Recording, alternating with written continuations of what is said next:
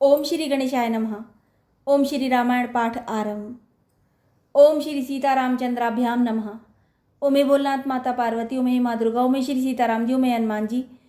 मैं आपका स्मरण करते हुए श्री रामायण का पाठ आरंभ करती हूँ।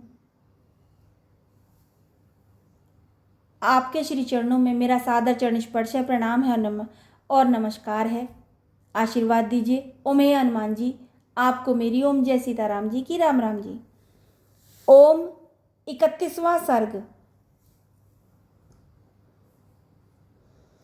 ओम श्री राम लक्ष्मण तथा ऋषियों सहित विश्वामित्र का मिथिला को प्रस्थान तथा मार्ग में संध्या के समय शोणभद्र तट पर विश्राम। ओम तदंतर विश्वामित्र जी के यज्ञ की रक्षा करके कृतकृत्य हुए श्री राम और लक्ष्मण ने उस यज्ञशाला में ही वह रात बिताई।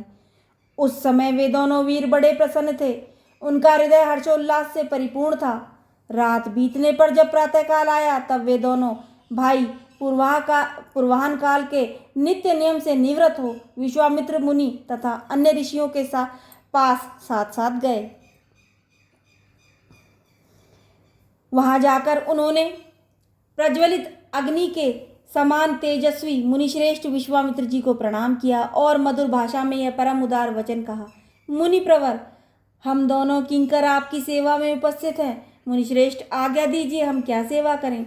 उन दोनों के ऐसा कहने पर वे सभी महर्षि विश्वामित्र को आगे करके श्री रामचंद्र जी से बोले, नरश्रेष्ठ, मिथिला के राजा जनक का परम धर्ममय यज्ञ प्रारंभ होने वाला है, उसमें हम सब लोग जाएंगे। पुरुष सिंह, तुम्हें भी हमारे साथ वहाँ चलना है। वहाँ एक बड़ा ही अद्भुत धनुष रत्न है, तुम्हें उसे देखना चाहिए। पुरुष प्रवर, पहले कभी यज्ञ में पधारे हुए देवताओं ने जनक के किसी पूर्व पुरुष को वह धनुष दिया था। वह कितना प्रबल और भारी है, इसका कोई मापतोल नहीं है। वह बहुत ही प्रकाशमान एवं भयंकर है। मनुष्यों की तो बात ही क्या, देवता, गंधर्व, असुर तथा राक्षस भी किसी भी तरह उसकी प्रत्यंचा नहीं चढ़ा पाते। उस धनुष की शक्ति का पता लगाने के लिए कितने ही महाबली राजा और राजकुमार आए, किंतु कोई भी उसे चढ़ा न सके। ककुतस्थ कुल नंदन पुरुष सिंह राम, वहां चलने से तुम महामना मिथिला नरेश के उस धनुष को तथा उनके परम अद्भुत यज्ञ को देख सकोगे। ककुतस्थ कुल नंदन पुरुष सिंह श्री राम, वहां चलने से तुम महामना मिथिला नरेश के उस धनुष को तथा उनके परम अद्भुत यज्ञ को देख सकोगे।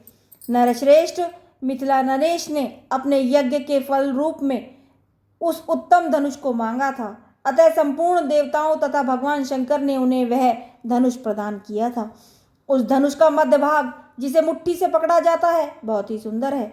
रघुनंदन, राजा जनक के महल में वह धनुष पूजनीय देवताओं की भांति प्रतिष्ठित है और नाना प्रकार के गंध, धूप तथा अगुरु आदि सुगंधित पदार्थों से उसकी पूजा होती है। ऐसा कहकर मुनिवर विश्वामित्र ने वन देवताओं से आज्ञा ली और ऋषि मंडली तथा राम लक्ष्मण के साथ वहां से प्रस्थान किया। चलते समय उन्होंने वन देवताओं से कहा, मैं अपना यज्ञ कार्य सिद्ध करके इस सिद्धाश्रम से जा रहा हूँ। गंगा के उत्तर तट पर होता हुआ हिमालय पर्वत की उपत्यका में जाऊंगा, आप लोगों का कल्याण हो। ऐसा कहकर तपस्या के धुनी मुनिश्रेष्ठ कौशिक ने उत्तर दिशा की ओर प्रस्थान आरंभ किया।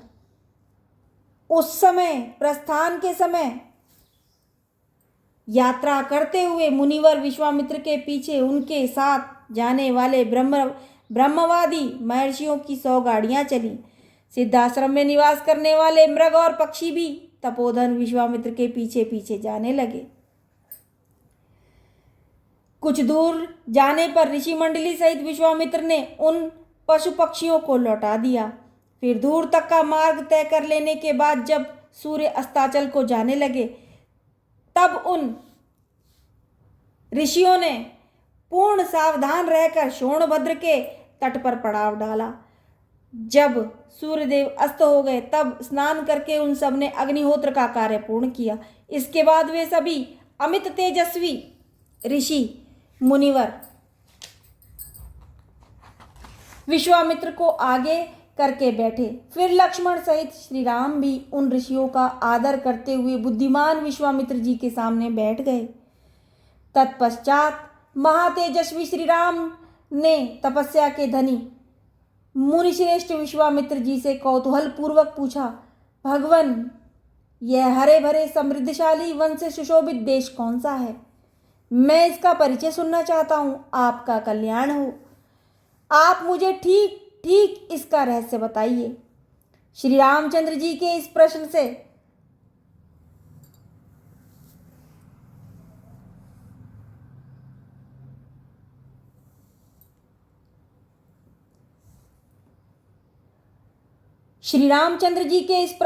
ओम श्री रामचंद्र जी के इस प्रश्न से प्रेरित होकर उत्तम व्रत का पालन करने वाले महातपस्वी विश्वामित्र ने ऋषि मंडली के बीच उस देश का पूर्ण रूप से परिचय देना प्रारंभ किया।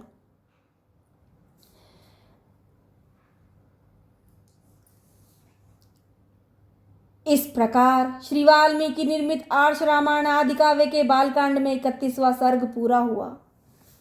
ओम जय सीताराम जी की। ओम जय हनुमान जी की। राम राम जी।